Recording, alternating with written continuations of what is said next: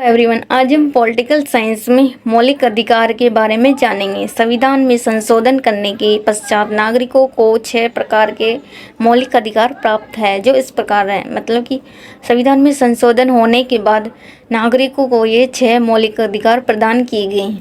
पहला है समानता का अधिकार, मतलब कि एक नागरिक के साथ समान व्यवहार किया जाए, एक समान अधिकार प्राप्त है। दूसरा है स्वतंत्रता का अधिकार, मतलब कि एक नागरिक को एक क्षेत्र से दूसरे क्षेत्र में जाने की पूरी आज़ादी है। तीसरा है शोषण के विरुद्ध अधिकार, मतलब कि एक नागरिक के साथ कोई भी शोषण या भेदभाव नहीं किया जा सकता। चौथा है धार्मिक स्वतंत्रता का अधिकार, मतलब कि एक व्यक्ति को धर्म से संबंधित किसी भी कार्य में या अपना धर्म अपनाने का, पूजा पाठ करने का पूरा अधिकार है। पांचवा है संस्कृति एवं शिक्षा संबंधी अधिकार, मतलब कि एक नागरिक को अपनी संस्कृति अपनाने का अधिकार और कहीं भी शिक्षा पाने का अधिकार है। छठा है संवैधानिक उपचारों को अधिकार, मतलब कि अगर एक व्यक्ति को उसके अधिकारों को लेकर भेदभाव किया जाता है तो इसमें एक न्यायालय होती है, वह न्यायालय के पास जा सकता है और न्याय कर सकता है। नेक्स्ट है राज्य के नीति निर्देशक सिद्धांत। नीति निर्देशक सिद्धांतों की अनुच्छेद 36 से 51 तक में व्याख्या की गई है। इसे न्यायालय द्वारा लागू नहीं किया जा सकता। मतलब कि नीति निर्देशक सिद्धांत उनकी व्याख्या अनुच्छेद 36 से 51 तक की गई है और इसे न्यायालय द्वारा लागू नहीं किया जा सकता। नेक्स्ट है नीति निर्देशक तत्वों में कहा गया है कि राज्य लोक कल्याण की वृद्धि के लिए सामाजिक व्यवस्था बनाएगा।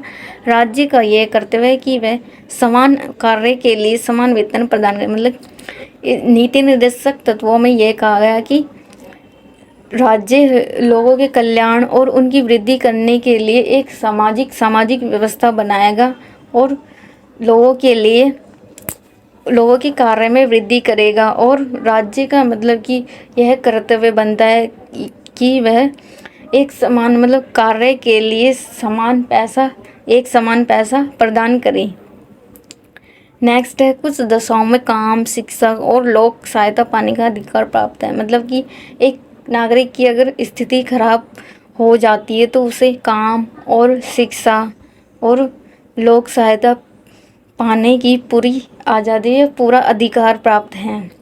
नेक्स्ट है नागरिकों के लिए एक समान सिविल संहिता तथा कार्य करने के लिए सभी सुविधाएं प्रदान की जाएं। मतलब कि नागरिकों को एक समान सारी सुविधाएं प्रदान की जाए और कार्य करने के लिए पूरी सेवाएं दी जाएं। नेक्स्ट है राज्य की अनुसूचित जातियों, अनुसूचित जनजातियों और अन्य वर्गों की शिक्षा में अधिक वृद्धि की जाएगी। किसानों को उनकी भूमि पर कृषि करने का अधिकार प्राप्त है। उसके साथ किसी भी प्रकार का भेदभाव नहीं किया जा सकता। मतलब कि राज्य की जो अनुसूचित जातियाँ और अनुसूचित जनजातियाँ और या अन्य पिछड़े वर्ग हैं, उनको उनकी शिक्षा दी जाएगी, उनकी शिक्षा में वृद्धि की जाएगी और किसानों को उनकी ज़मीन पर खेती करने का अधिकार प्राप्त होगा। और उसके साथ मतलब कि किसी भी प्रकार का धर्म, वंश, जाति, लिंग आदि के आधार पर कोई भेदभाव नहीं किया जा सकता। नेक्स्ट है पर्यावरण का संरक्षण और वन्य जीवों की रक्षा का प्रयास करेगा और अंतर्राष्ट्रीय शांति और सुरक्षा में वृद्धि करेगा। मतलब कि पर्यावरण से संबंधित जो कार्य उनकी रक्षा करेगा और अन्य जीव है जो उनकी रक्षा करेगा और राज्य में मतलब कि शांति और सुरक्षा में अधिक वृद्धि करेगा। नेक्स्ट है मौलिक कर्तव्य संविधान के 42वें संशोधन अधिनियम द्वारा स्थापित किए गए हैं। मतलब कि मौलिक कर्तव्य वे संविधान में लागू किए गए हैं और स्थापित किए गए हैं। नेक्स्ट है मौलिक कर्तव्यों की संख्या 11 है, जो इस प्रकार है। नागरिकों का यह कर्तव्य होगा, पहला है संविधान का पालन करें और उसके आदर्शों, संस्थाओं, राष्ट्रध्वज और राष्ट्रगान का आदर करें। मतलब कि एक नागरिक का यह कर्तव्य होता है कि वह अपने संविधान का और उसके जो आदर्श है उनका और उसकी जो संस्था है बनाई गई है उसका पालन करे, उसकी रक्षा करे और अपने राष्ट्रध्वज और जो राष्ट्रगान है उसकी रक्षा करे, उसका समान आदर करे। दूसरा है भारत की प्रभुता, एकता और अखंडता को बनाए रखे तथा उसकी रक्षा करे। मतलब कि भारत की जो एकता है, मतलब कि एकजुट लोग रहते हैं, और मतलब कि जो प्रभुत्ता, मतलब कि जो निर्णय है और शांति, उसको बनाए रखे और उसकी रक्षा करें।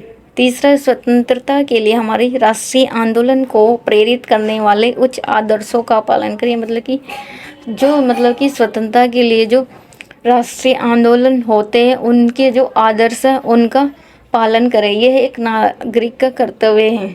चौथा है देश की रक्षा करें और आहवान किए जाने पर राष्ट्र की सेवा करें। मतलब कि एक नागरिक का यह कर्तव्य है कि अपने देश की रक्षा करे और देश में मतलब कि स्थिति खराब होने पर या हिंसा होने पर अपने राष्ट्र की सेवा करें। पांचवा है भारत के सभी लोगों में समान व्यवहार और समरसता की भावना का निर्माण करें। मतलब कि एक भारत के नागरिक का यह कर्तव्य है कि वे सभी लोगों के साथ समान व्यवहार और समान व्यवहार की भावना का विकास करें। छठा है एक नागरिक का यह कर्तव्य है कि वह अपनी भारतीय संस्कृति और सामाजिक परंपरा को समझे तथा उसका पालन करे। मतलब एक नागरिक का यह कर्तव्य बनता है कि वह अपनी जो संस्कृति, देश की संस्कृति और जो समाज की जो परंपरा है उसको समझे और उसकी रक्षा करे, उसका पालन करे। सातवें, प्राकृतिक पर्यावरण की रक्षा करे, ये भारत के नागरिक का कर्तव्य होगा। मतलब कि भारत का नागरिक का ये कर्तव्य होगा कि वह अपने पर्यावरण की रक्षा करे। आठवां, वैज्ञानिक दृष्टिकोण और ज्ञानार्जन की भावना का विकास करें। मतलब कि जो वैज्ञानिक दृष्टिकोण है और जो ज्ञान की जो भावना होती है उसका विकास करें। नववां, भारत का नागरिक सार्वजनिक संपत्ति को सुरक्षित रखे तथा उस पर किसी भी तरह का प्रभाव ना पड़े। मतलब कि भारत का ये नागरिक होगा, वह अपनी सार्वजनिक समाज की जो संपत्ति है, पैसा, उसको सुरक्षित रखे, उसकी रक्षा करे और उस पर किसी भी तरह का भेदभाव ना हो और उस पर किसी भी तरह का प्रभाव ना पड़ने दे। 10वां है व्यक्तिगत और सामूहिक गतिविधियों के सभी क्षेत्रों में उत्कर्ष की ओर बढ़ने का अधिक प्रयास करें। मतलब कि जो व्यक्तिगत और समाज की ग्रुप की जो कार्य होते हैं या गतिविधियाँ होती है, उनमें सभी क्षेत्रों के जो उत्कर्ष है और बढ़ने का अधिक प्रयास करें।